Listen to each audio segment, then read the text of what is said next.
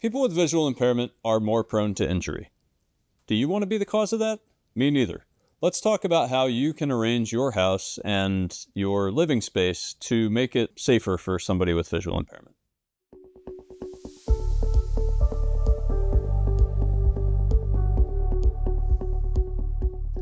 One of the underestimated, underappreciated, under-recognized components that goes along with low vision is fall hazards and tripping and injuries and that sort of thing. And if you are to, and this is obviously a dramatic example, but try it. If you are to, you know your house pretty well, you probably know your living area pretty well. If you close your eyes and walk around it, it becomes substantially more difficult to navigate your house. Certain areas will be more challenging, specifically stairs.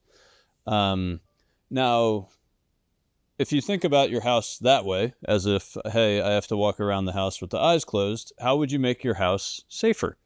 Think about that. And there's a lot of things you can do. Is any trip hazards, any kind of sharp edges, anything, you can say, okay, what can I do to mitigate these potential injury hazards? Now, let's back it up a little bit more. You can see a little bit. Now, if anything, that little bit you can see could potentially be dangerous because it gives you more confidence than maybe you should have, especially with degenerative conditions. Because with degenerative conditions, you're at a certain point and then you progressively get worse. So what happens is something that you were once confident in, now you shouldn't be, but you still are. Now, one of the main things that happens as macular degeneration and different low vision conditions progress is a loss of contrast. So if I am looking at a set of stairs with perfect vision, I can very easily differentiate one stair from the next. Now, if I have low vision, those steps can all kind of blur together as one, and you can't really tell where one step ends and another begins. The other thing is color differentiation. So if you have white on white, gray on gray, beige on beige, it's very difficult to differentiate one surface from another. So one circumstance might be, if you have a white tablecloth, don't have a white plate, have a black plate. So those are all things, contrast enhancement and any kind of just mitigation of sharp edges and just different things. The other thing that's a really bad idea is randomly rearranging furniture.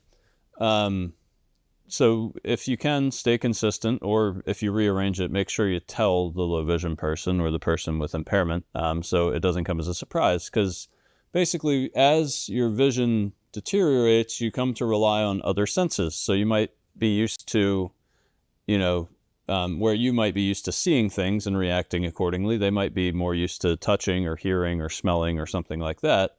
In which case, if you completely rearrange the map of the house without telling them, that can be much more alarming for them than it is for you. Why does dim lighting make it harder to see? Dim lighting can exacerbate the lack of contrast. So and once again, you can kind of simulate these conditions yourself. If you turn your lights way down, the stairs become harder to differentiate. So you're going to want better lighting that will help maximize the amount of contrast that can be perceived.